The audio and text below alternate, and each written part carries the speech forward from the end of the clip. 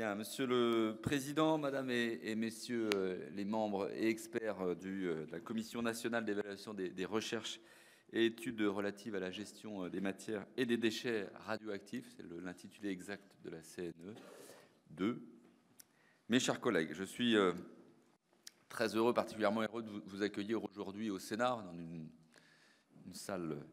une des salles délocalisées du Sénat, pour cette première réunion de l'Office reconstitué à la suite du renouvellement du Sénat le mois dernier, le 24 septembre dernier, qui a donné, vous le savez certainement, reconstitution du bureau et donc ma désignation en tant que président de cet office aux côtés du premier vice-président Pierre-Henri. Donc la délégation de la CNE2 qui se présente devant nous est forte de 4 personnes. J'ai le plaisir de souhaiter la bienvenue à son président Vincent Lagneau, à son vice-président Christophe Fournier, également à Philippe Gaillochet et Catherine Noiriel. Je me suis trompé. Alors en particulier pour les nouveaux membres, vous dire que la CNE2, la Commission nationale d'évaluation, dite CNE2, a été instituée par la loi du 28 juin 2006 relative à la gestion durable des matières et des déchets radioactifs. Elle succède à une première commission qui s'appelait de la même façon, CNE1, commission d'évaluation créée par la loi Bataille du 30 décembre 1991, relative donc cette loi aux recherches et à la gestion des déchets radioactifs. La CNE2 a pour mission d'évaluer l'état d'avancement des recherches et des études relatives à la gestion des matières et des déchets nucléaires pour en tirer un rapport donc annuel adressé au Parlement, c'est la loi, et transmis à l'OPEX avant sa publication. Cette commission est composée de 12 membres, pour moitié désignés par le gouvernement sur proposition des académies des sciences et des sciences morales et politiques, et pour l'autre moitié désignés à parité par l'Assemblée nationale et le Sénat sur proposition de l'OPEX. Et sa composition est renouvelée par moitié tous les 3 ans, ce qui n'est pas sans rappeler le fonctionnement du Sénat. J'indique à ce stade que ces membres exercent leur mission à titre bénévole. Il faut le saluer. À l'heure donc où l'urgence climatique nous amène à considérer sous un jour plus favorable l'énergie fournie par la fission atomique, l'énergie nucléaire, l'industrie du même nom voit poindre un renouveau laissant prévoir la construction prochaine en France et sans doute à l'étranger de plusieurs réacteurs ainsi que l'arrivée de réacteurs innovants. Dans ce contexte dynamique, la question du stockage géologique des déchets en aval du cycle donc n'a rien perdu de son acuité, bien au contraire. Le rapport numéro 17 de la CNE2, vous allez nous présenter, votre rapport annuel pour cette année 2023, est donc un point d'étape extrêmement important pour évaluer la situation dans ce domaine sensible de la gestion des matières et des déchets radioactifs, ainsi que les évolutions envisageables au travers des progrès de la science et des technologies. Nous serons donc très attentifs à la présentation que vous avez préparée. Vous allez également nous faire part des enseignements que vous avez tirés d'un voyage d'études au Royaume-Uni cet été, me semble-t-il. Si la situation énergétique de ce pays est assez différente de celle de la France, il faut convenir que l'implication ancienne de ces deux pays et leur intérêt renouvelé pour l'énergie nucléaire font de leur comparaison un exercice pertinent et plus qu'utile. Est-ce que, Monsieur le Premier vice-président, vous voulez ajouter quelques mots avant qu'on passe à la présentation de ce rapport ? Dans ce cas, je vous donne la parole, Monsieur Lagneau, président de la Commission, et nous aurons bien sûr toute latitude pour poser les questions que vous le souhaiterez, mes chers collègues. Merci, Monsieur le Président, Monsieur le Premier vice-président, Mesdames, Messieurs les députés, Mesdames, Messieurs les sénateurs. Merci de nous recevoir aujourd'hui pour effectivement présenter nos travaux que nous avons résumés dans le rapport numéro 17 de la CNE2. Alors, j'avais préparé quelques transparents pour expliquer ce que c'était que la CNE2, mais vous avez eu la bienveillance de le faire à ma place. Je vais simplement, donc vous avez insisté sur le fait que les 12 membres de la CNE sont bénévoles. Je vais juste insister sur le fait que nous couvrons un domaine d'expertise très varié qui couvre la chimie, la physique nucléaire, les sciences des matériaux, les sciences de l'ingénieur, et puis la géologie, l'hydrogéologie, des choses qui sont particulièrement utile pour le suivi du dossier CIGEO, dont on reparlera tout à l'heure.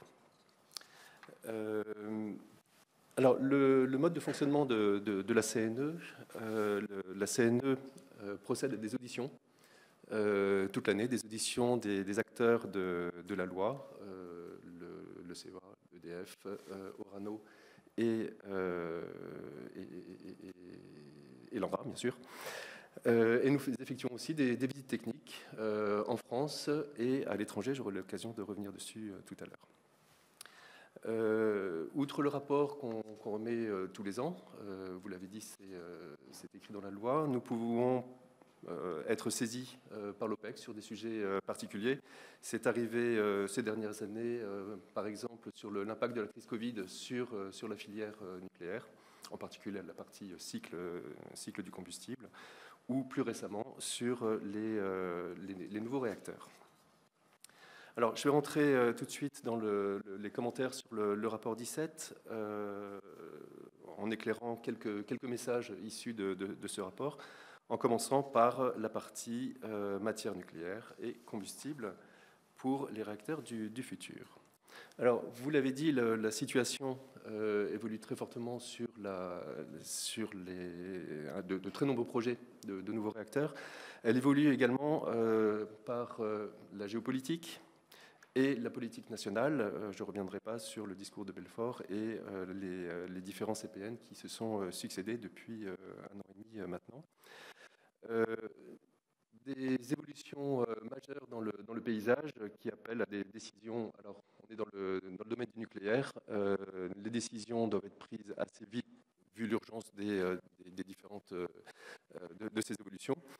Mais elles nous engagent sur le très long terme. On est dans le nucléaire.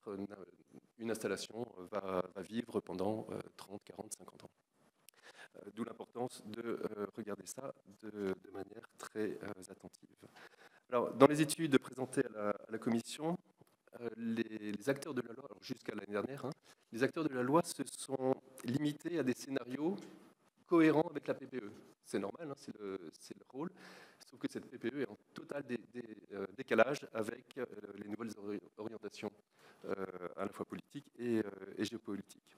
Donc la Commission recommande qu'une nouvelle PPE définisse très rapidement des scénarios de puissance électrique installée qui sont en accord avec les orientations stratégiques, notamment l'augmentation de la durée de vie des réacteurs, la construction des nouveaux réacteurs et également éventuellement les petits réacteurs qui sont actuellement en projet.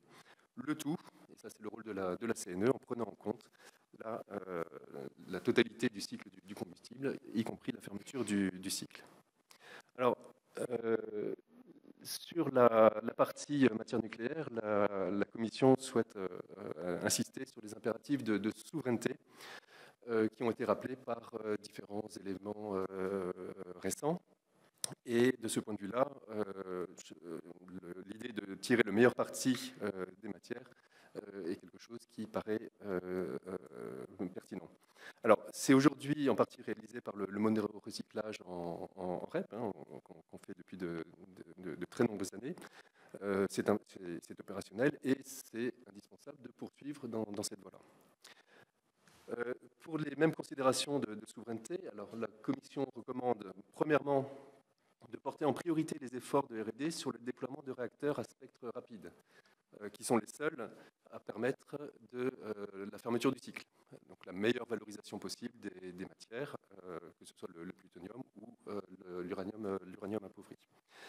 De ce point de vue-là, le développement des petits réacteurs avancés à spectre rapide, des choses qu'on voit apparaître, alors portées par le privé, peut contribuer à progresser très rapidement sur cette technologie, beaucoup plus rapidement qu'on pouvait l'imaginer il y a quelques années seulement. Et donc on regarde ça de manière très attentive et il nous paraît que cette voie des réacteurs à neutrons rapides est une voie plus pertinente que le multi-recyclage en REP qui est par ailleurs étudié par les acteurs de la loi. Par ailleurs, toujours pour les questions de souveraineté, réaffirmer le statut de matière énergétique pour les stocks d'uranium appauvri, d'uranium de retraitement dans une moindre mesure, et puis le plutonium, nous paraît quelque chose d'indispensable. Alors, concernant la fermeture du cycle, je viens d'en parler très rapidement avec ce qui se passe sur le domaine des projets de nouveaux réacteurs avancés. On souhaite souligner que sur cette partie cycle, donc la partie cycle dépend des usines, en particulier de La Hague, de Melox, usines qui auront besoin d'être renouvelées, renforcées, rénovées vers 2040. Alors, compte tenu des délais d'instruction, à la fois des industriels, premièrement, puis de l'ASN, évidemment, et enfin des délais de construction, la prise de décision doit arriver dès maintenant, enfin 2025. De ce point de vue-là, alors on a déjà eu des études préliminaires qui nous ont été présentées, sauf que ces études se basent, et c'est normal à nouveau, sur la PPE actuelle qui est en décalage avec les nouvelles orientations politiques. Il est pour nous indispensable que les acteurs de la loi, et en particulier ceux qui sont concernés par la mise à jour de ces usines, disposent d'une mise à jour de la PPE ou d'une nouvelle PPE qui leur permettent d'instruire la décision gouvernementale dans leur décision d'investissement. Alors, je vais passer à la partie gestion des déchets, en commençant par le cas des déchets FAVL. Et en remarque préliminaire, c'est vrai pour tous les déchets, hein, mais je vais le mettre ici. La Commission considère que les stockages, quel que soit le type de déchets qu'ils recevront, sont des ressources rares. C'est compliqué de fabriquer un stockage, c'est compliqué de trouver l'endroit où on met le stockage, c'est compliqué de qualifier ce stockage. Et donc, il ne faut pas gaspiller, on va dire, cette capacité de stockage. Donc, il faut les utiliser de manière optimale. Alors, sur le point particulier des déchets FAVL, aujourd'hui, il n'existe pas de solution de stockage identifiée pour les FAVL. L'ANDRA travaille dessus et la Commission insiste depuis plusieurs années sur la nécessité de progresser à la fois sur l'identification et aussi sur la qualification des filières de gestion pour ces déchets faible activité, vie longue, sachant que la majorité de ces déchets sont déjà produits. Alors, l'ANDRA travaille sur ce sujet. Elle étudie actuellement un projet de site de stockage à faible profondeur à Vendeuvre-sous-Laine, sur la communauté de communes de Vendeuvre-sous-Laine. Alors, nous comprenons des présentations que nous avons eues de l'ANDRA que ce site ne recevrait pas la totalité des FAVL, mais seulement une partie des déchets qui seraient qualifiés pour ce site. Pour nous, avancer dans la qualification de ce site, y compris s'il ne reçoit qu'une partie des déchets FAVL, c'est déjà un pas en avant. Et donc, il nous paraît indispensable de continuer sur cette trajectoire.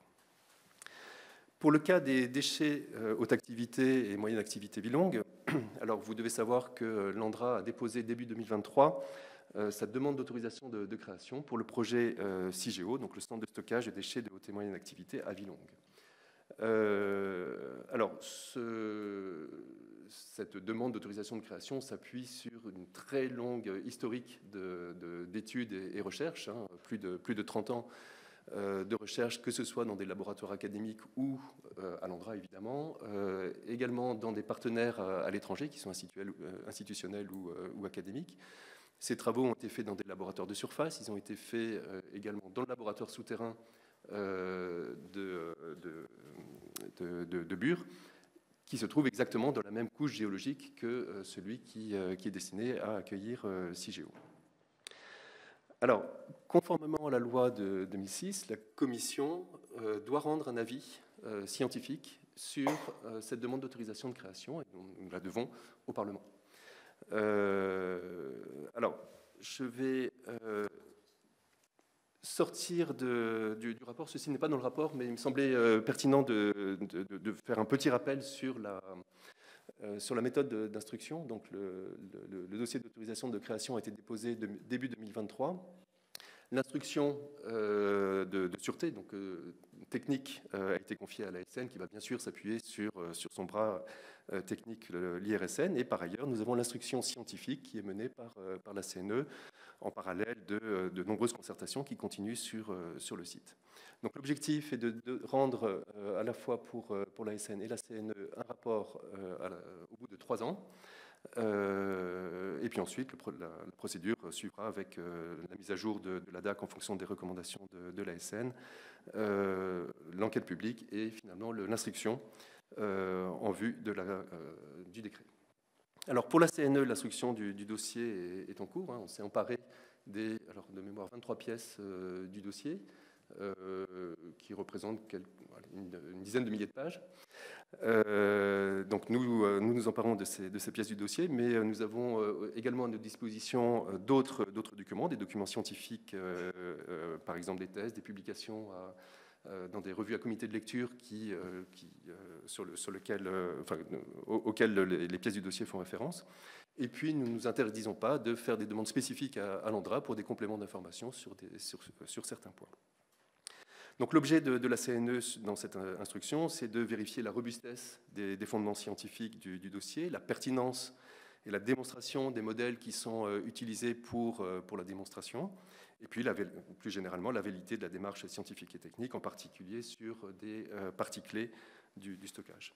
Donc j'insiste, la CNE n'a pas pour rôle de faire une instruction de sûreté, c'est le rôle de l'ASN, et nous n'empiétons pas sur ce sujet. Un petit point sur les alternatives au stockage des déchets ultimes. On s'est déjà exprimé très souvent sur le sujet. La Commission considère qu'il n'y a pas de lieu de remettre en cause le consensus scientifique international et qu'aucune solution d'entreposage ne peut constituer une alternative au stockage profond. La transmutation, ce qui est la principale voie étudiée comme alternative, ne permet pas de s'affranchir d'une installation de stockage. Elle peut traiter un certain nombre de déchets, mais à la fin, il reste des déchets ultimes, il reste les déchets vitrifiés qu'on ne pourra pas retraiter de toute façon, et il reste aussi les déchets MAVL qui ne sont pas susceptibles d'être traités. Donc, dans tous les cas, il restera un stockage qui est indispensable. Alors, je sors un petit peu des travaux de la Commission pour signaler qu'un comité a été mis en place par le PNGMDR sur les alternatives.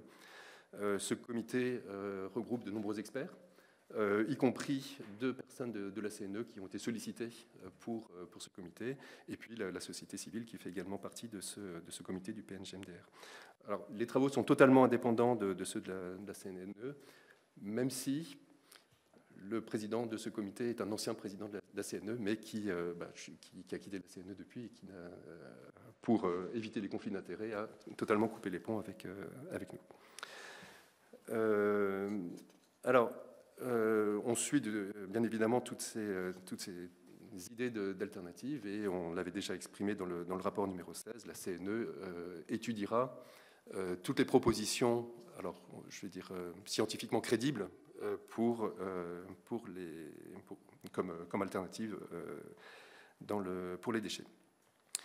Je reviens sur stockage géologique, ressources rares. La transmutation, si elle ne permet pas de s'affranchir d'un stockage, permet d'optimiser éventuellement le stockage en réduisant l'emprise du stockage, en réduisant la quantité de déchets qu'on met dedans, et donc c'est quelque chose qu'on regarde de manière très attentive.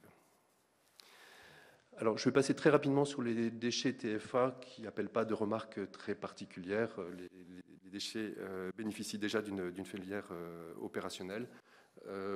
Elle peut être bousculée dans ces calendriers en fonction de l'avancement du démantèlement et de différents projets du cycle.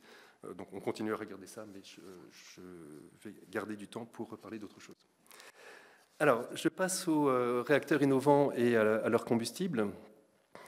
Donc je rappelle la saisine de la CNE spécifiquement pour regarder et évaluer dans le cadre de ces travaux l'impact des réacteurs innovants. Alors nous n'avons pas vocation à regarder les réacteurs, ce n'est pas la mission de la CNE. Par contre, l'impact de ces réacteurs sur le cycle, que ce soit l'amont et l'aval, fait partie de nos attributions, et l'OPEX a souhaité le rappeler en mars 2022.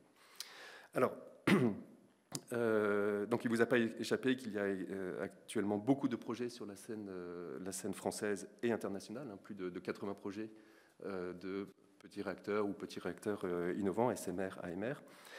Il ne nous appartient pas à nouveau de juger ces projets, en particulier sur l'année 2022-2023, pendant laquelle la France était engagée dans un processus de sélection de projets dans l'appel à projets France 2030. Cela dit, ça ne nous a pas empêché d'auditionner un certain nombre de porteurs de projets pour regarder quelles étaient les spécificités de leurs projets et la manière dont ils envisageaient la gestion du cycle. Alors, je dois dire que d'une manière générale, les projets mettent assez peu l'accent sur le combustible et encore moins sur l'aval du cycle, ce qui nous interpelle légèrement. Et donc, nous recommandons que pour tous les réacteurs innovants qui sont proposés pour la France, ces projets soient regardés de manière holistique et en incluant la partie approvisionnement en combustible et la partie aval du cycle, y compris le retraitement, s'il le faut. On va même au-delà de ça, en recommandant que les projets qui bénéficieraient de fonds publics aient l'obligation de présenter la manière dont ils envisagent la gestion à la fois du combustible. Il y a des aspects d'approvisionnement et de souveraineté sur son combustible, et puis la partie aval du cycle. Voilà, je continue un petit peu sur les SMR, AMR, cette fois-ci en parlant des enjeux internationaux. Alors, le modèle économique des SMR repose sur l'effet de série. Donc, les SMR sont réputés être moins efficaces que des gros réacteurs, donc plus chers au kilowattheure électrique. Sauf que l'objectif de ces projets, c'est de se récupérer sur l'effet de série pour diminuer les coûts de construction et donc proposer des prix de l'électricité qui soient attractifs, y compris vis-à-vis des grands réacteurs. Alors, ce n'est pas encore démontré, mais c'est en tout cas leur souhait. Donc, pour atteindre ces objectifs d'effet de série, il faut une certaine standardisation. Alors, je tiens à insister là-dessus, les projets ne seront possibles que s'ils sont autorisés par les autorités de sûreté des pays dans lesquels ils déposent. Malgré tout, il nous semble que pour ces objectifs de standardisation et on va dire, convergence ou consolidation des marchés, il y aura probablement des standards de fait qui vont apparaître. Alors, soit imposés par des autorités de sûreté qui vont se concerter ou pas, soit par la consolidation du marché. Le corollaire, c'est qu'il n'y aura pas la place pour tous. Et, les premiers arrivés ou les plus costauds seuls survivront. Voilà. Alors, je passe au dernier chapitre du rapport 17 qui concerne le 5e PNGMDR. Alors, vers un 6e PNGMDR. Pourquoi? Donc, nous sommes aujourd'hui dans le 5e plan national de gestion des matières et déchets radioactifs qui repose sur une PPE, je l'ai déjà dit plusieurs fois, qui aujourd'hui n'est absolument... Alors, obsolète, c'est peut-être un gros mot ici, mais en tout cas une PPE qui n'est pas du tout alignée avec les nouvelles orientations de la politique nationale. Il est donc important de revisiter ce plan, soit en le modifiant, soit en le transformant directement en 6e PNGMDR. Et nous avons donc passé un moment à étudier ce PNGMDR pour en tirer les leçons, qu'est-ce qui marche bien, qu'est-ce qui ne marche pas, et proposer nos recommandations pour la mise à jour de ce PNGMDR. Alors, première remarque, le 5e PNGMDR porte beaucoup d'attention sur l'aval du cycle et assez peu sur l'amont, sur le combustible. Et donc, je vais aujourd'hui ne commenter que la partie amont. Donc pour la Commission, nous considérons qu'il est d'une importance stratégique de poursuivre et d'accélérer les études sur la valorisation des matières radioactives qui sont actuellement entreposées sur le sol, à nouveau dans une optique de souveraineté énergétique du pays. Deuxième point que je veux souligner, il nous paraît important d'étudier la question des nouveaux combustibles, y compris leur impact sur le cycle des matières et des déchets, que ce soit pour les réacteurs actuels, les nouveaux réacteurs EPR2 et éventuellement les réacteurs innovants. Voilà, j'en ai fini avec la partie rapport. Monsieur le Président, est-ce que vous souhaitez que je continue directement sur le rapport de mission au Royaume-Uni? Très bien.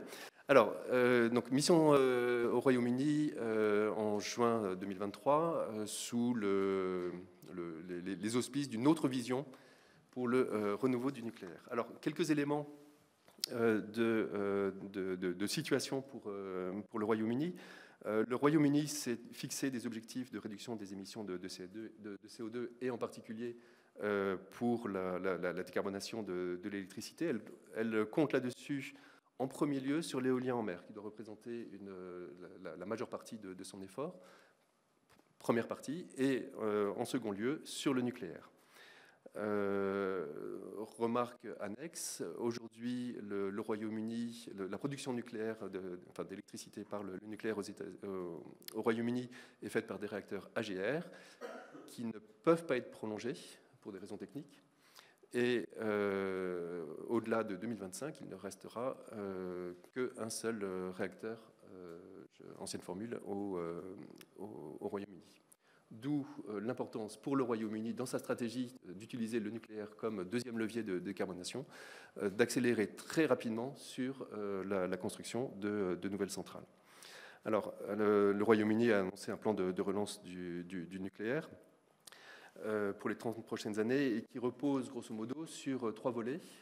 Un premier volet très rapidement avec la construction de réacteurs de forte puissance. Il y a 3 paires qui sont prévus, dont Hinkley Point en cours de construction. Dans une deuxième étape, des SMR, et je reviendrai dessus dans un instant, et puis dans une étape un peu plus lointaine, des AMR. Alors, le projet de construction d'EPR à Hinkley Point avance bien, et à vrai dire, c'est un retour d'expérience qui sera très utile pour la France, et je pense que les acteurs se sont déjà emparés de la manière de construire de EDF Energy, qui est le maître d'ouvrage. Et par ailleurs, le projet Sizewell C doit prendre la suite sur ce sujet. Alors, concernant le programme SMR, le Royaume-Uni a un choix qui est de privilégier des projets qui reposent sur des technologies déjà éprouvées. L'objectif, c'est des projets sans innovation aucune pour la construction de SMR, de manière à accélérer la mise en service et faciliter la qualification. Alors, quand je dis sans innovation, c'est sans innovation sur la partie réacteur. Les innovations, elles sont concentrées sur la partie méthode de construction, par exemple. Donc, on parle de SMR, un Small Modular Reactor. Les projets qu'on a vus vont au-delà avec une méthode de construction qui elle-même est modulaire, ce qui leur permet de réutiliser d'un acier de construction à l'autre les mêmes éléments. Donc, des innovations sur les méthodes de construction, sur l'ingénierie, mais pas sur les réacteurs. Le Royaume-Uni a annoncé, comme la France, ou avant la France, un appel à projet. Alors, l'appel à projet est ouvert. On a l'impression que, même si rien n'est dit, que l'Angleterre va probablement s'engager dans des filières qui sont déjà éprouvées chez eux, donc la filière HTR, haute température, et REP, enfin d'abord REP, puis HTR. L'Angleterre, contrairement à ce qu'on a pu voir ailleurs et contrairement à ce qu'on a pu discuter avec les porteurs de projets en France, a pris en main très, très rapidement la question des combustibles. Alors, pas vraiment dans une optique cycle, mais en tout cas dans une optique approvisionnement du combustible. Et puis, dernière remarque, le Royaume-Uni a beaucoup misé sur le privé. Donc, c'est exactement ce que fait la France aujourd'hui. Mais ces premières expériences ont montré que ça n'avançait pas suffisamment. Et donc, paradoxalement, au pays de Madame Thatcher, le gouvernement assume certain interventionnisme dans la mise en place de cette nouvelle stratégie nucléaire.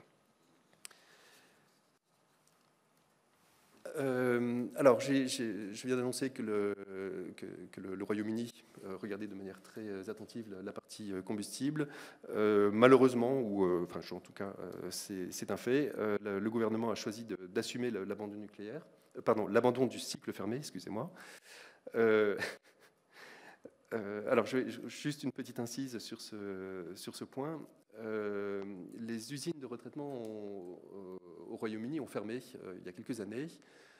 Alors, pour diverses raisons, mais il nous semble que la raison principale, c'est l'absence de décision sur ces usines.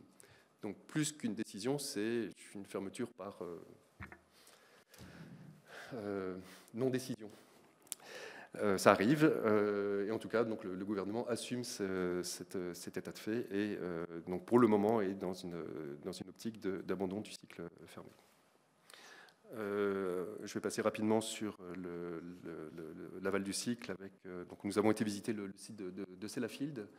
Alors c'est un site historique qui concentre, on va dire, beaucoup de problèmes, qui illustre la manière dont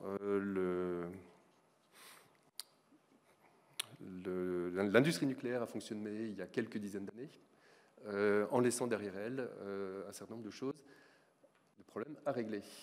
Aujourd'hui, ça coûte 2 milliards de livres par an pour ce seul site, pour une centaine d'années. Voilà. Bon, par ailleurs, sur la question du stockage définitif, donc stockage géologique pour les déchets de haute activité, l'Angleterre est en recherche d'un site. Voilà. Et puis, je vais terminer avec cette petite remarque. Donc, je reviens sur les questions de souveraineté. Les questions de souveraineté concernent les combustibles qu'on a chez nous, concernent aussi les réacteurs qu'on est capable de fabriquer, mais la souveraineté, finalement, elle est sur la maîtrise technique de l'ensemble de la chaîne, que ce soit les réacteurs, la fabrication du combustible, le retraitement et par derrière l'évacuation des déchets dans des conditions correctes.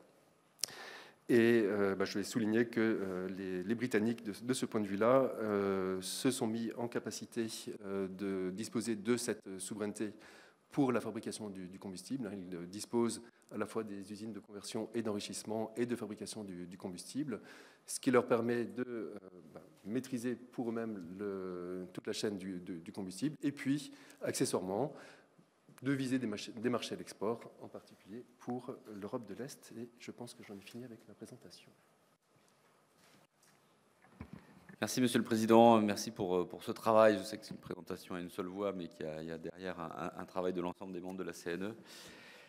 Nous allons passer aux questions, mes chers collègues, si vous souhaitez avoir davantage des éclairages complémentaires à la fois sur donc, la présentation du rapport annuel et l'éclairage sur ce qui se passe actuellement au Royaume-Uni. Je vous laisse volontiers la parole. Allez-y, n'hésitez pas. Merci beaucoup, merci monsieur, mesdames. En fait, j'hésitais parce que j'ai une question qui est un petit peu parallèle.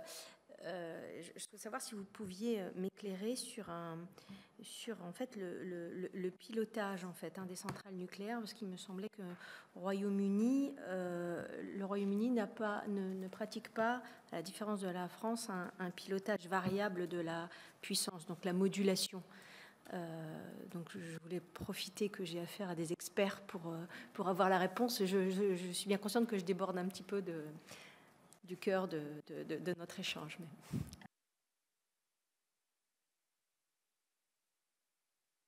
Vous souhaitez qu'on comprenne toutes les questions et qu'on réponde ou... Oui, peut-être s'il y a d'autres questions. Daniel Salmon. Oui, merci. Merci pour votre présentation. Vous avez parlé de souveraineté. Pouvez-vous nous dire un mot de la gestion de nos déchets en France avant de s'attacher à ceux du Royaume-Uni, concernant une partie de notre uranium de retraitement issu du retraitement, le RT, qui va aujourd'hui essentiellement en Russie, voire je dis essentiellement, c'est pratiquement 100%, et qui nous revient après sous forme du RE. Donc en termes de souveraineté, je pense qu'il y a un vrai sujet. L'uranium enrichi également, pour une partie entre 40 et 67%, provient de Russie. Donc voilà, c'est un vrai questionnement sur notre souveraineté en lien avec la filière nucléaire. Quant à ce que vous avez rapporté de votre visite au Royaume-Uni, c'est plus qu'inquiétant, puisque les sites ont été quand même laissés, je ne vais pas dire en jachère, mais avec certains silos qui mettront où il y aura plusieurs décennies pour remettre les choses à peu près d'équerre, avec des investissements, comme vous l'avez dit, qui sont colossaux, qui portent sur pratiquement un siècle. Donc voilà, je pense que votre travail sur le cycle de vie du combustible est essentiel, et qu'il y a vraiment matière à faire, puisque souvent on ne parle que parle beaucoup du coût du mégawattheure issu du nucléaire, mais sans avoir vraiment la perspective. Alors, je ne sais pas si vous travaillez sur le coût, je pense que ce n'est pas votre fonction première, mais il y a des coûts différés qui me semblent essentiels à prendre en compte. Merci.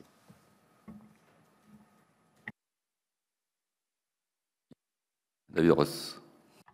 Merci, Monsieur le Président. Oui, alors justement, ma question va un petit peu en complément de ce que vient de dire le collègue Daniel Salmon. C'était sur votre rapport, il y a beaucoup de choses, donc stratégiques, géopolitiques, scientifiques, et l'aspect financier, voire économique, n'est pas du tout dans votre champ d'investigation et d'évaluation.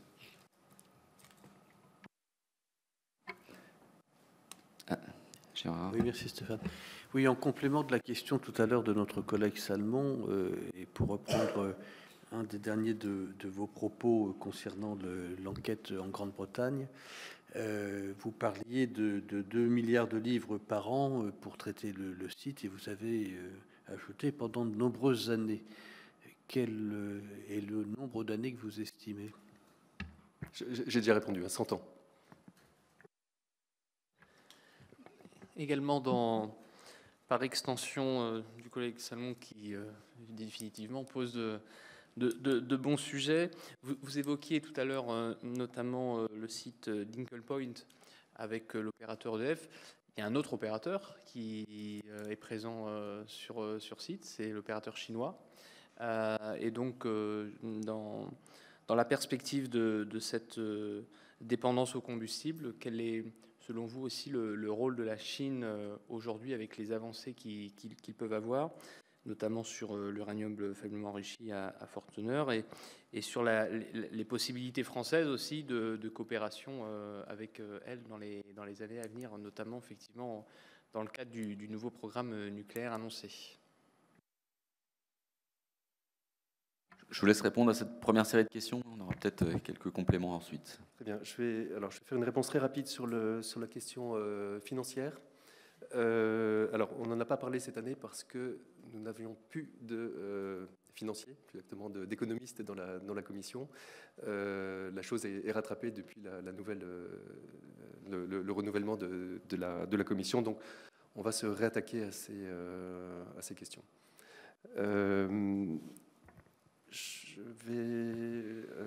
Oui, alors, je vais répondre de manière incomplète à la question sur les coûts différés. Donc je ne sais pas répondre aujourd'hui. Je vais simplement rappeler un élément. La Cour des comptes s'était penchée sur le coût du stockage des déchets, donc on va dire CIGEO, et avait estimé qu'il était de l'ordre de 2, 3, 4% du coût complet de l'électricité. Donc, vous avez un ordre de grandeur pour la partie stockage. Je n'ai pas la réponse pour l'ensemble de la filière. Sur la question Sellafield et les enseignements qu'on peut en tirer, alors, je n'ai pas été très honnête puisque j'ai parlé des Anglais, je n'ai pas parlé de la France, vous l'avez bien souligné.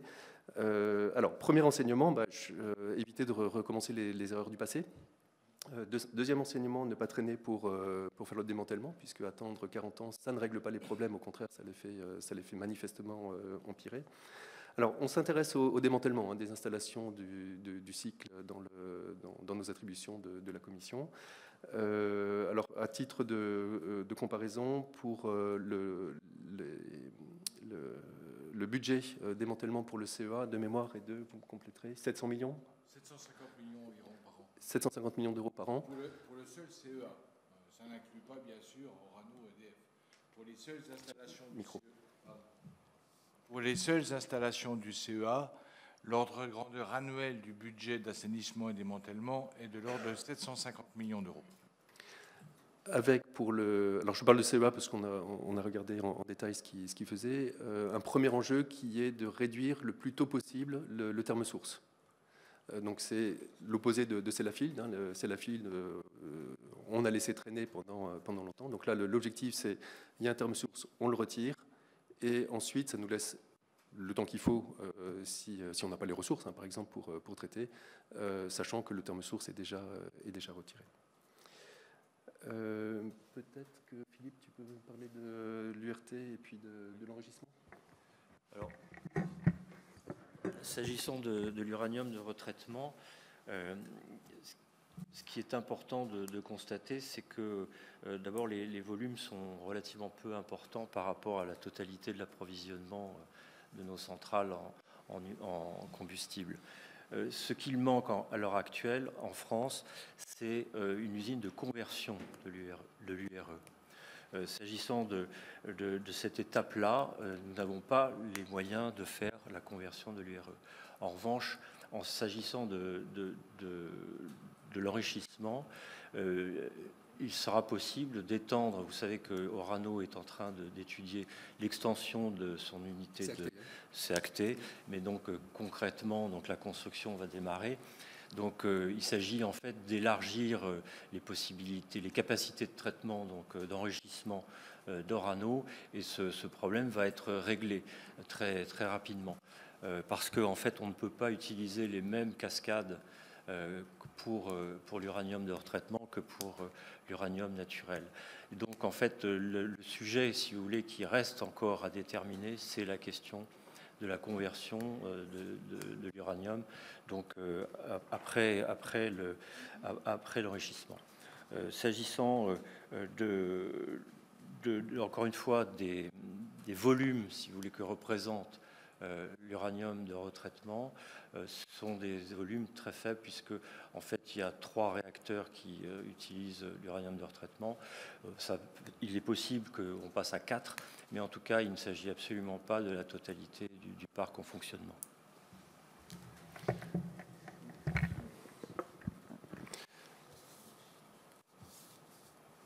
Il y a une question sur... oui, d'abord, donc les relations EDF et CNC pour Hinkley Point. Bon, le Royaume-Uni a décidé de se séparer des Chinois pour la construction de ces centrales. Je pense que les aspects stratégiques les regardent, je ne vais pas les commenter. Et en tout cas, pour la deuxième et la troisième paire, alors la troisième paire, elle n'est pas encore actée, mais la deuxième paire, EDF Energy est le seul acteur pour la construction. Alors, votre question s'est prolongée sur la partie achat LEU, qui appelle quelques remarques. Alors, sur les quelques 80 projets que j'ai mentionnés tout à l'heure, pour des réacteurs de faible puissance, on est confronté à une question qui est de la moindre efficacité, on va dire, du cœur du réacteur à cause des fuites de neutrons. Et cette faible puissance est compensée soit par un enrichissement supérieur du cœur du combustible, soit par de l'uranium plus concentré en uranium 235, soit par l'utilisation de plutonium plus concentré. Alors, pour la plupart des pays dans le monde, le plutonium, ça n'existe pas, parce que le plutonium vient du retraitement des combustibles usés. Et donc, la filière HALEU est quelque chose, donc HASA, Low Enriched Uranium, donc uranium enfin c'est un oxymore, hein, c'est uranium pas fortement enrichi. C'est une manière pudique de dire de l'uranium enrichi à moins de 20%.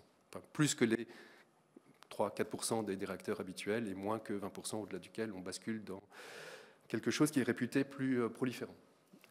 Donc ce HALEU est vu comme un moyen de compenser cette moindre efficacité des SMR dans la plupart des pays du monde. La France est dans une situation un peu différente puisque nous disposons de plutonium et les projets portés par les Français vont plutôt insister sur l'utilisation du plutonium, que ce soit sur des filières rapides ou sur l'utilisation d'un combustible contenant ce plutonium. Ce qui n'empêche que le HALEU peut être une opportunité de marché pour les opérateurs français, alors peut-être pas pour la France, mais pour l'étranger. Par ailleurs, il existe aussi des projets en France qui reposent sur le HALEU, donc c'est une question importante, évidemment.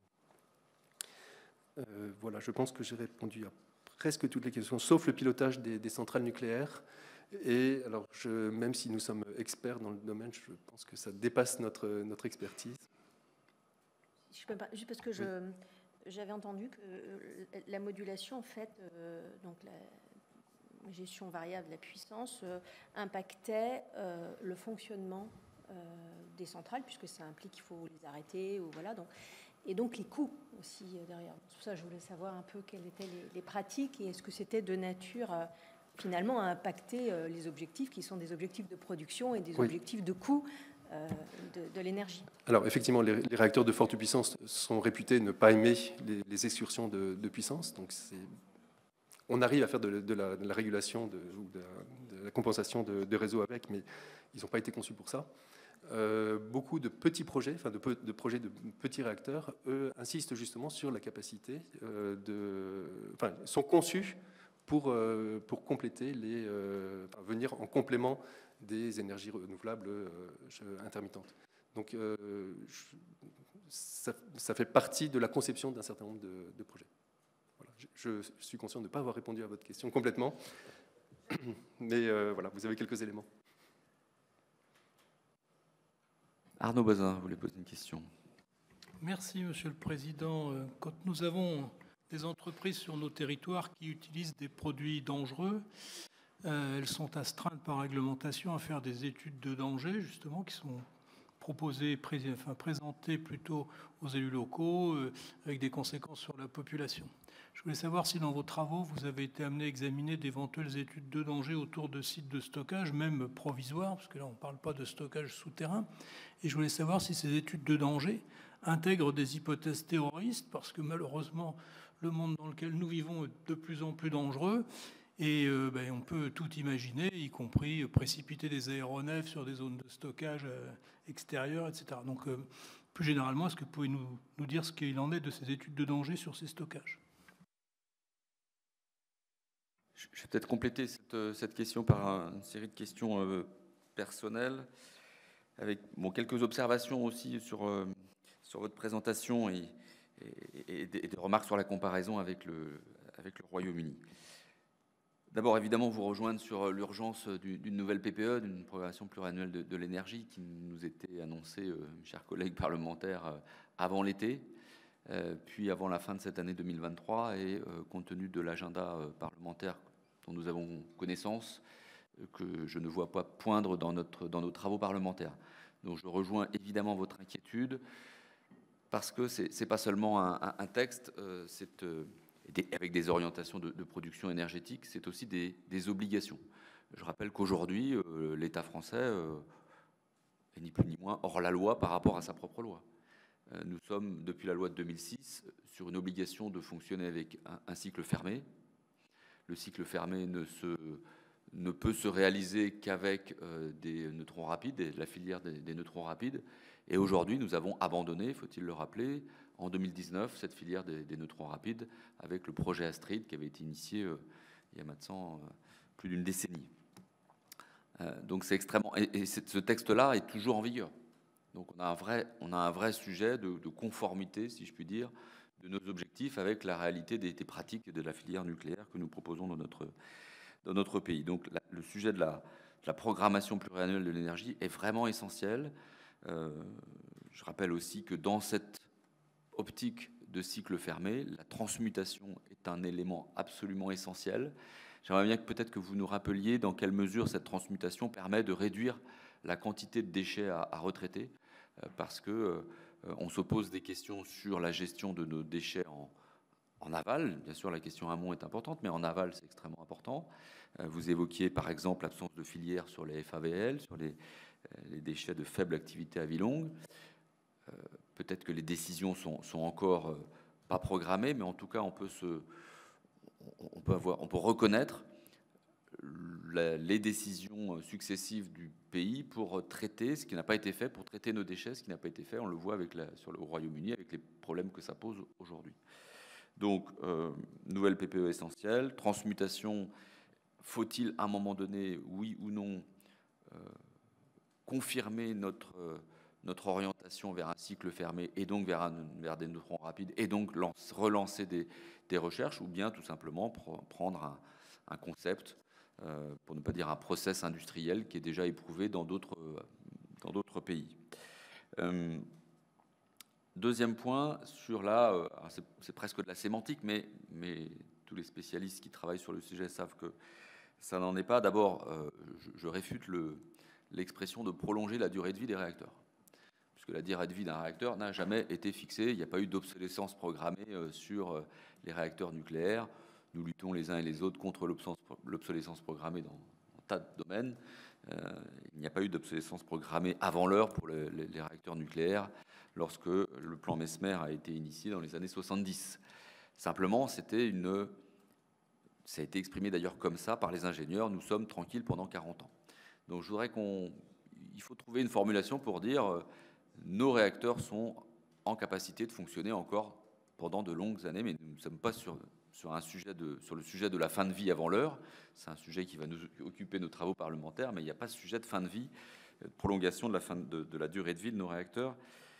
Un autre sujet de sémantique, mais là qui n'en est pas du tout c'est le statut de l'uranium appauvri, qui est, vous l'avez dit d'ailleurs, qui doit être confirmé comme un stock stratégique. Et ça rejoint d'ailleurs ma première question sur les réacteurs à neutrons rapides.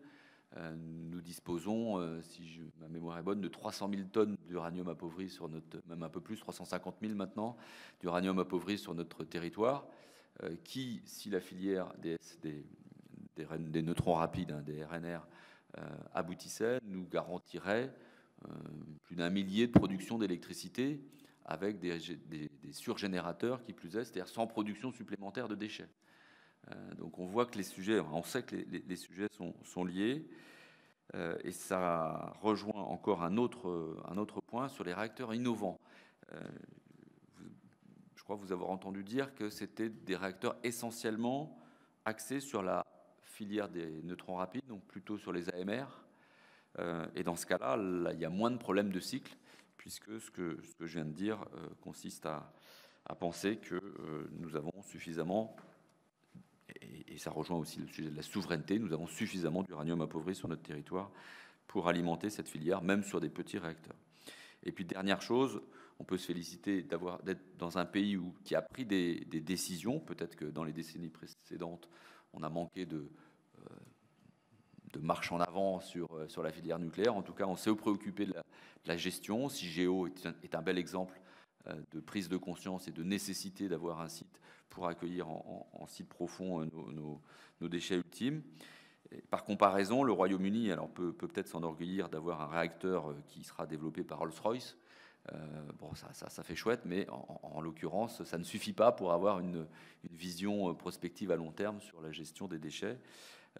Qu'est-ce que vous pouvez nous dire par comparaison du projet NUWARD, qui est le projet français le plus avancé dans ce domaine-là, même si on sait qu'il y a une profusion en France de sujets, j'allais dire, plus ou moins innovants, plus innovants les uns que les autres, voire parfois un peu qui nous promettent monts et merveilles en l'espace de 5 ans, et dont on sait bien que c'est un horizon tout à fait inatteignable pour l'innovation dans la filière nucléaire.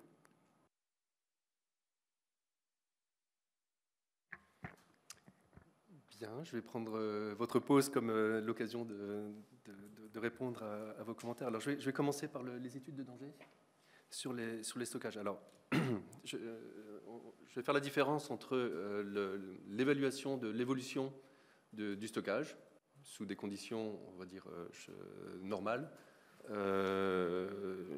l'évolution géologique, l'évolution liée au changement climatique, hein, c'est des choses qui nous... alors, je ne sais pas si c'est normal ou pas, mais en tout cas, le stockage va subir ce genre de choses, et ça, c'est des choses qu'on regarde de très près.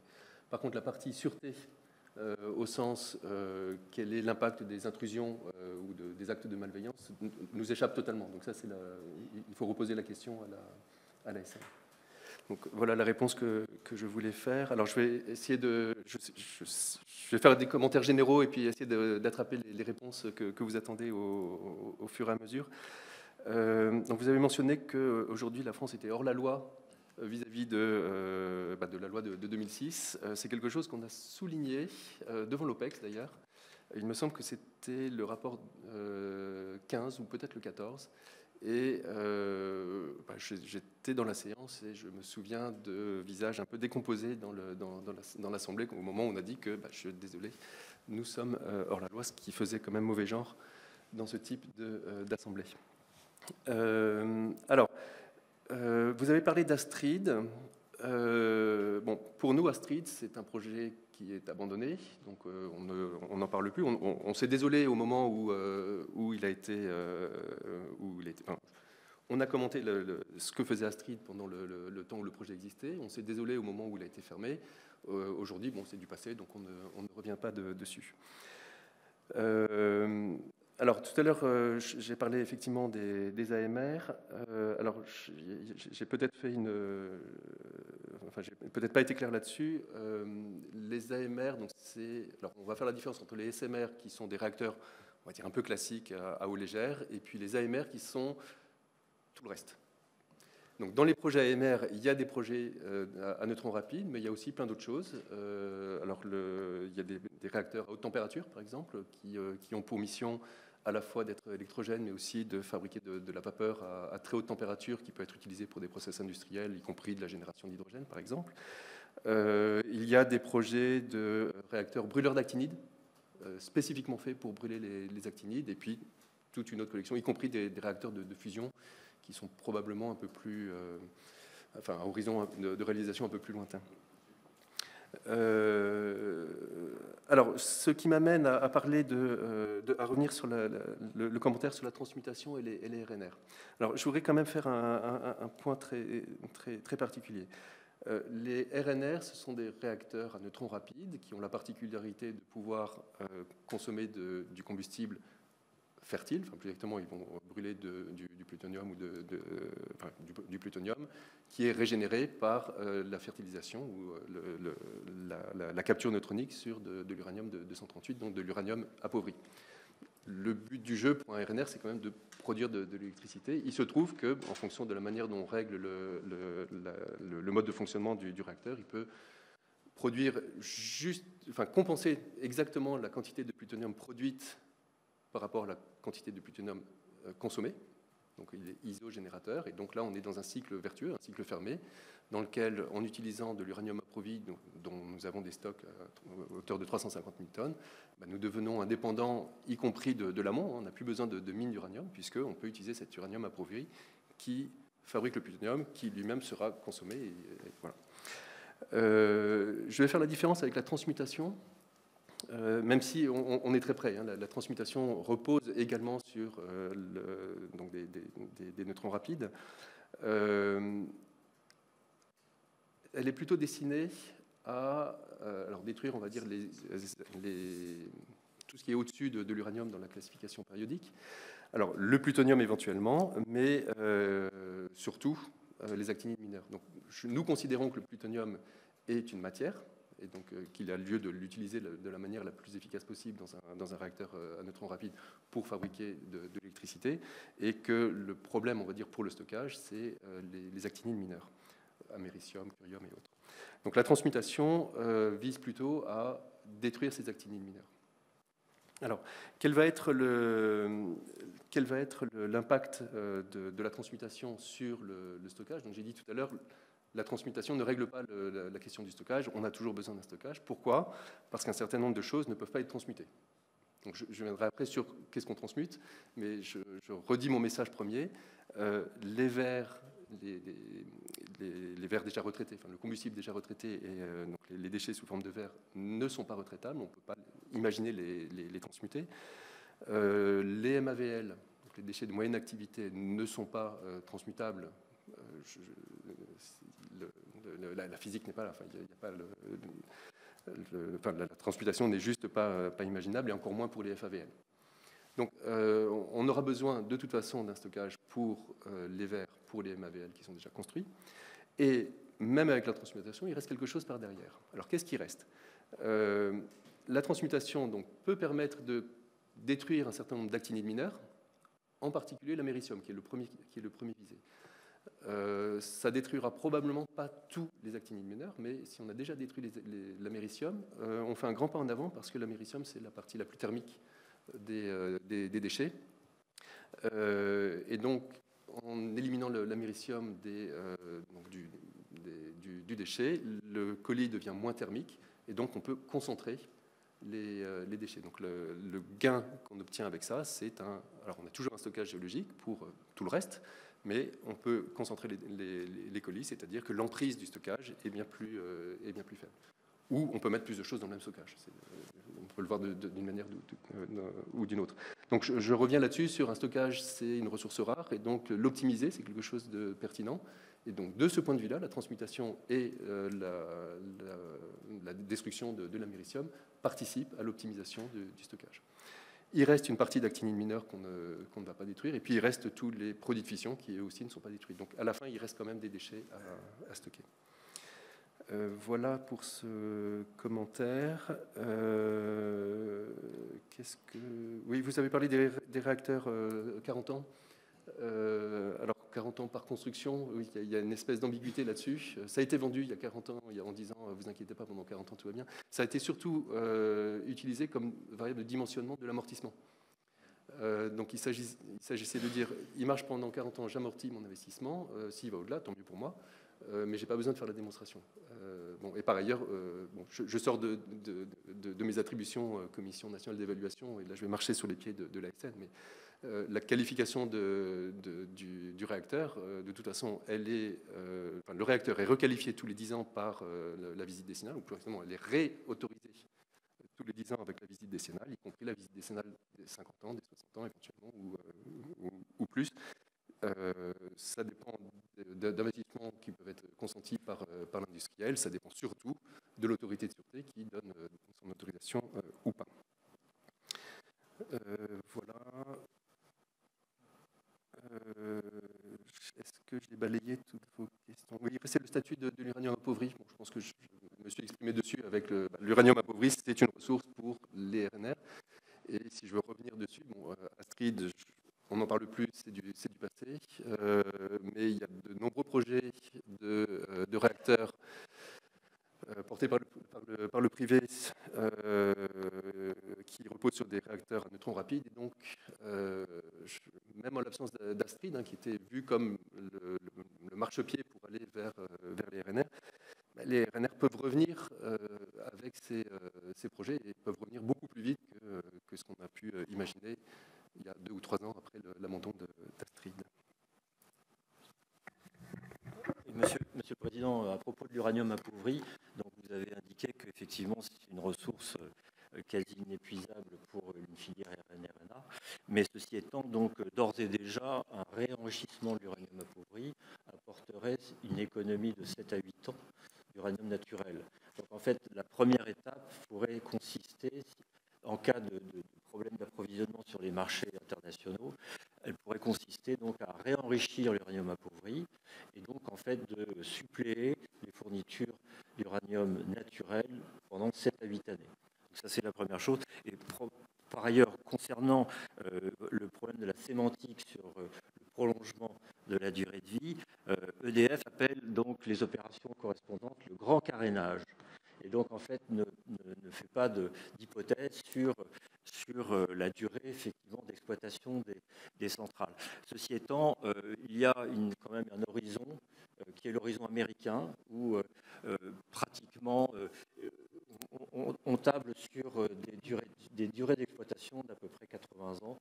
Donc, il y a de la marge compte tenu de la qualité des des centrales françaises pour aller plus loin que ce qui est escompté pour le moment.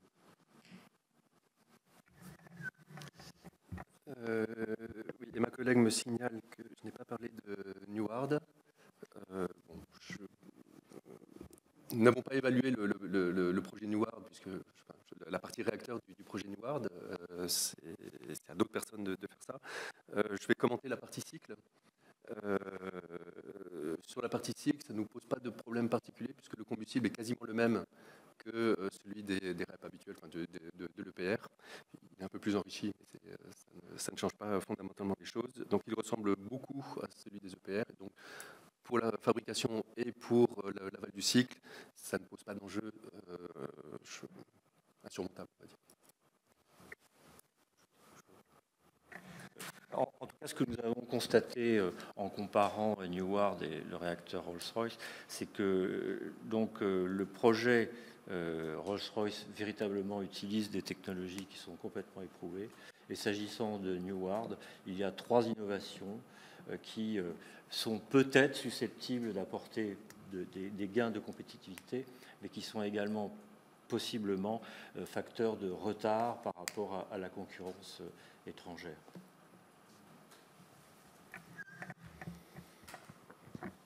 Oui, d'autres questions, Daniel Salmon? Merci, Monsieur le Président. C'est ma première réunion de l'OPEC. Je ne sais pas de combien de temps on dispose. Le temps qu'il faut. Ok, très bien, merci. Non, quelques autres questions. Je ne reviendrai pas sur la géopolitique parce que là, on pourrait s'y attarder longuement et il est toujours difficile de se projeter dans le siècle à venir lorsque l'on ne sait pas ce qui va se passer dans les 2 ou 3 ans qui sont devant nous. J'irai sur des choses beaucoup plus, je vais dire, terre à terre, ou plutôt dans l'eau, puisque je parle les piscines de la Hague sont aujourd'hui saturées. On fait de la place en tassant un peu plus les fûts, ce qui n'est pas sans poser quelques questions de refroidissement. Est-ce que vous pouvez nous donner quelques éléments sur la construction des nouvelles piscines et voilà où est-ce que l'on en est? Sinon, il y a pratiquement 1 an, jour pour jour, nous étions à visiter Cigéo, le laboratoire. On a vu que notre PPE n'est toujours pas là, mais qu'il y a eu un espèce de cavalier qui a fait sauter le plafond du nucléaire et qu'on est parti sur d'autres perspectives. Donc, ça veut dire qu'il faut réinterroger complètement Cigéo et le nombre de kilomètres de tunnels.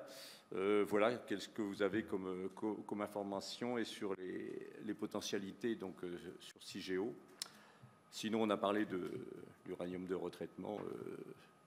Effectivement, ce n'est pas une grande partie du combustible aujourd'hui en France, mais on sait qu'on l'envoie en Sibérie parce que c'est une technologie qui est quand même assez sale et que souvent on préfère exporter à l'extérieur la saleté plutôt que de gérer ça sur les territoires français. Mais c'est pour le nucléaire comme pour autre chose. Mais voilà. C'est un des éléments.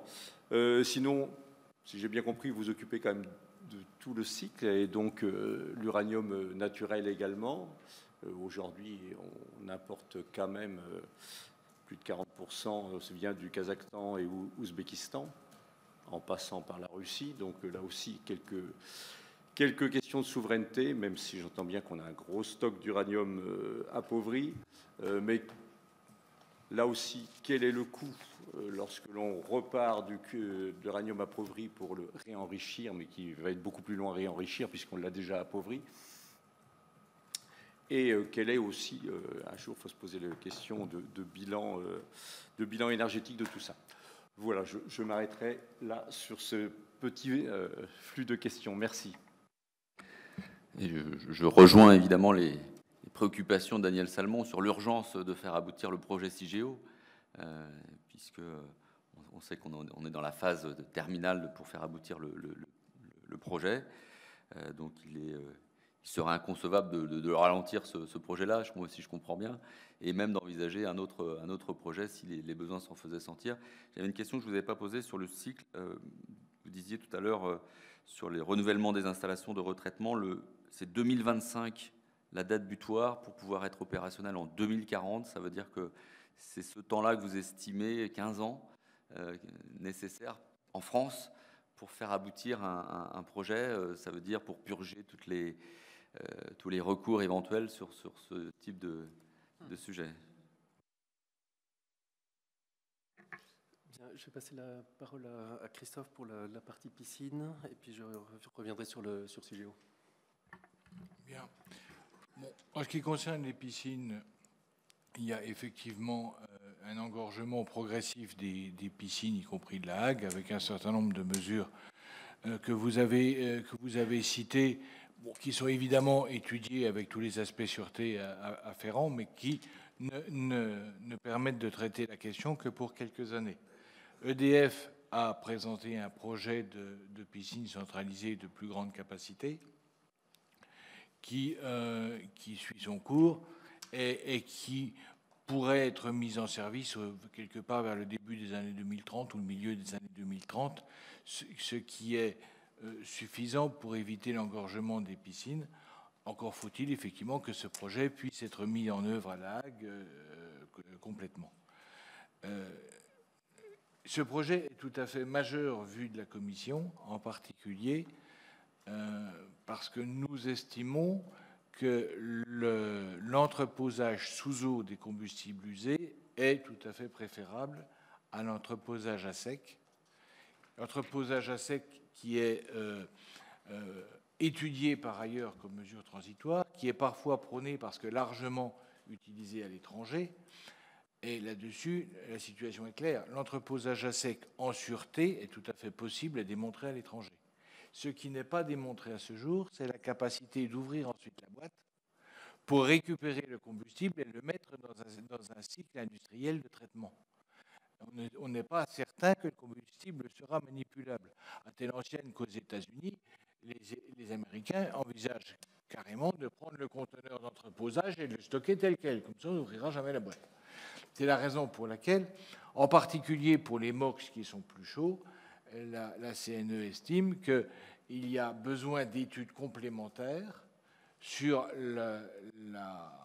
l'évolution du combustible et la capacité qu'on aurait à le manipuler avant d'envisager d'y stocker des combustibles usés qu'on pourrait éventuellement ne plus savoir retraiter faute de les manipuler. Donc ça, c'est un aspect qui est très lié aux piscines et qui, de notre point de vue, souligne l'importance et l'urgence du dossier de piscine, qui pose un problème de mise en place, d'acceptation locale, etc., qui techniquement n'est pas un dossier difficile. Voilà, je vais répondre à votre question sur CIGEO ou peut-être ne pas y répondre. Alors, pour CIGEO, l'ANDRA a déposé sa demande d'autorisation de création et sa demande d'autorisation de création repose sur un inventaire de référence qui est bien calibré. Et d'un point de vue industriel, démontrer sur quelque chose qui est figé, ça me paraît juste indispensable. Donc, d'un point de vue séparation des variables, l'ANDRA a travaillé sur un inventaire, va faire sa démonstration. Cette démonstration est à l'étude par l'ASN et de manière complémentaire par la CNE, et on arrivera peut-être à un CIGEO sur cet inventaire. Donc là où je dis séparer les variables, c'est que, évidemment, il va y avoir à l'étude aujourd'hui de nouveaux réacteurs, y compris de nouveaux types de réacteurs d'ailleurs, et où vont aller ces déchets. Alors, pour moi, ce qui est important, c'est qu'une fois qu'on a réussi à faire un CIGEO, on a démontré qu'on savait traiter ces déchets de manière correcte. Les futurs déchets, ils peuvent être traités soit par la capacité d'évolution de CIGEO, à condition qu'il y ait une étude complémentaire d'adaptabilité, qu'il y ait une validation par l'ASN que oui ou non on peut accepter des colis supplémentaires. Ça, c'est une première partie de la réponse. La deuxième partie de la réponse, c'est à partir du moment où je sais construire CIGEO, j'ai démontré que je savais traiter des déchets. Mais il me paraît important aujourd'hui de ne pas complexifier l'analyse du dossier d'autorisation de création en bougeant les curseurs pendant l'instruction. Voilà, donc je n'ai probablement pas répondu complètement à votre réponse, mais je pense que c'est important d'avoir ce type de référence qui soit stable. Les textes disent très très clairement que le centre de stockage de Cigéo est conçu pour accueillir les déchets de l'inventaire de référence. Ceci étant, Cigéo doit être également conçu pour éventuellement accueillir des substances qui figurent à l'inventaire de réserve. Mais ceci étant, donc, c'est au niveau de la conception. Mais le stockage, il est encore une fois conçu pour l'inventaire de référence. C'est clairement indiqué dans les textes. Et donc, je reprends ce qu'a dit Vincent, c'est tout à fait clair qu'il n'y a pas à moins de changer les textes, il n'y a pas de risque que cet inventaire de réserve soit considérablement différent de ce qui est à l'heure actuelle, l'inventaire de référence soit considérablement différent de ce qui est à l'heure actuelle statué. Voilà, et puis je vais prendre aussi la question sur l'uranium naturel. Alors, le marché de... Alors, il se trouve que je m'intéresse à ces questions d'uranium naturel de par mes fonctions en dehors de la commission, et il y a une dizaine d'années, je pouvais dire à mes élèves l'uranium, c'est très pratique. Enfin, le pétrole, ça génère des problèmes géopolitiques, et si vous prenez la carte des producteurs de pétrole, grosso modo, vous avez la carte des crises politique et voire militaire dans le monde. Ce qui n'est pas le cas de l'uranium, parce que l'uranium est plus dispersé et dans des pays réputés stables. Alors je révise un petit peu ce type de discours aujourd'hui, y compris devant mes élèves. Bon, avec un certain nombre de pays qui sont plus ou moins stables, avec un certain nombre de pays qui sont dans des sphères d'influence qui peuvent bouger, d'où les questions de souveraineté qui surgissent et qu'on a abondamment commenté pendant toute cette matinée. Donc, je ne dis pas qu'il y a un problème aujourd'hui, je dis que c'est probablement pertinent de regarder ces questions de manière globale et de se mettre en position de ne pas dépendre d'un certain nombre de pays.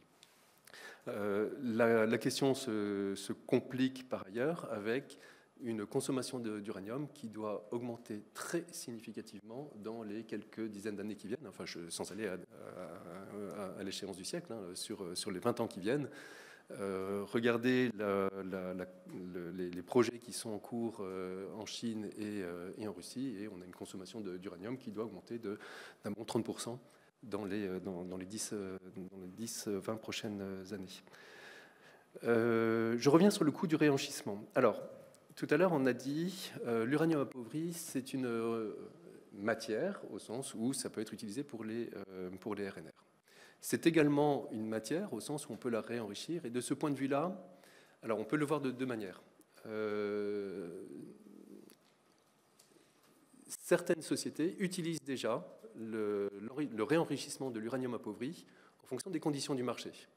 Donc, en fonction du prix du réenrichissement, il est déjà rentable aujourd'hui de faire du réenrichissement de l'uranium appauvri. Orano ne fait pas ça. Orano préfère stocker son uranium appauvri. Mais donc, il est clair que le coût de réenrichissement n'est pas dramatiquement élevé. Il est quasiment au prix du marché et à vrai dire, parfois, il est même économiquement rentable.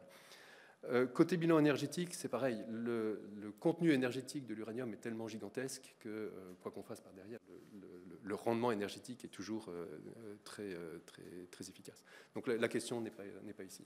La question est sur l'approvisionnement en uranium naturel, et puis, plus que la disponibilité de l'uranium, peut-être la recomposition des flux du marché à l'échelle mondiale sous différentes pressions, hein, sous la pression de modifications significatives de la consommation par certains pays ou des recompositions qui dépendent plus de considérations géopolitiques. Voilà, je pense que ça répond à cette question. Et puis, oui, donc une précision sur le renouvellement des installations 2025-2040. Alors, 15 ans, ce n'est pas le temps pour purger tous les recours. 15 ans, c'est le temps d'instruction des dossiers par les opérateurs pour prendre leur décision d'investissement. Et puis, ça compte aussi, ces 15 ans, la construction par derrière, de manière à disposer effectivement des installations en 2040. Alors, 2025-2040, ce n'est pas des dates qui sont figées. Cela dit, 2040, c'est une date à laquelle il faut faire des choses sur les usines du cycle. Alors, si c'est 2043, ce n'est pas dramatique, mais en tout cas, ça n'attendra pas 2050. Donc, 2025, ça nous paraît une date raisonnable pour prendre la décision. Sinon, on risque de se retrouver comme les Anglais, avec l'absence de décision qui, finalement, impose sa marche. Philippe Bolo. Merci, Monsieur le Président. Je voudrais rebondir sur les réponses que vous avez données aux collègues sur le dimensionnement de CIGEO et l'inventaire de référence, puisque ce sujet de la capacité d'accueil de nouveaux déchets est essentiel au regard du nouvel horizon nucléaire qui a été dessiné. Et je voulais savoir si les déchets nucléaires issus des SMR, ils étaient sensiblement différents en termes de volume, de quantité, de compacité à ceux issus des EPR. Est-ce qu'il y a un rapport entre les déchets nucléaires EPR et SMR? Est-ce que ce rapport est équivalent à celui de la puissance entre les deux installations?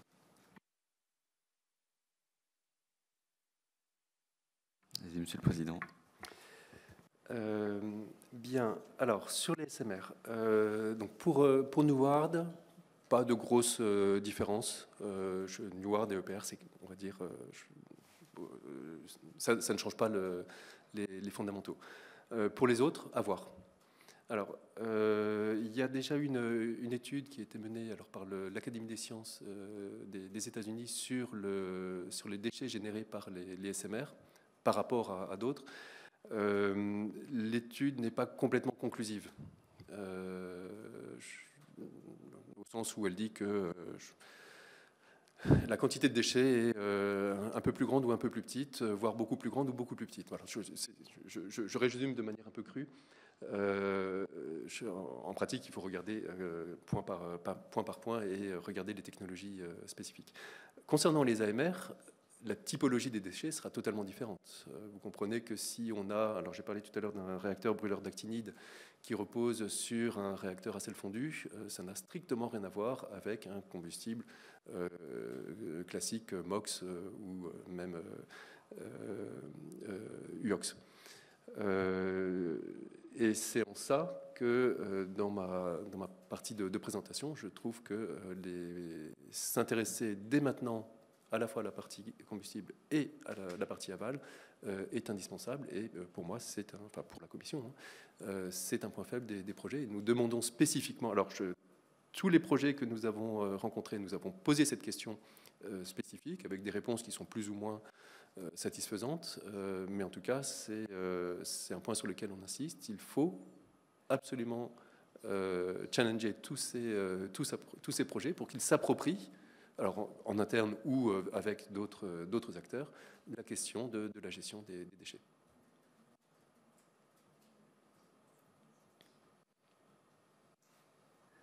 Bien, est-ce que la réponse un petit peu plus, un petit peu moins, beaucoup plus, beaucoup moins convient à Monsieur Bolo? S'il n'y a pas d'autres questions, mes chers collègues, je vous propose d'abord de remercier vraiment Monsieur le Président et les membres du CNE pour la présentation et le travail en amont. On parle beaucoup d'amont et d'aval, mais là on est sur la branche aval, mais on sait que c'est beaucoup de travail pour nous présenter ces travaux de manière d'abord très pédagogique, parce qu'on sait que on va très rapidement dans le très technique, un petit peu, voire beaucoup. Et vraiment, je vous remercie de la présentation et des mots employés pour que ça reste accessible pour les béotiens que nous sommes par rapport à votre expertise. Donc merci beaucoup, au rendez-vous l'année prochaine. Et mes chers collègues, je vous donne quant à nous rendez-vous le 9 novembre. Et contrairement à ce que j'ai pu dire tout à l'heure ou mardi, ça pourra se faire à l'Assemblée nationale, puisque nous essayons d'alterner dans la mesure du possible et de la disponibilité des salles de l'Assemblée. Et donc le 9 novembre, ça pourra se tenir avec une présentation de rapports et de notes de Christine Arrigui notamment. Merci et bonne fin de journée.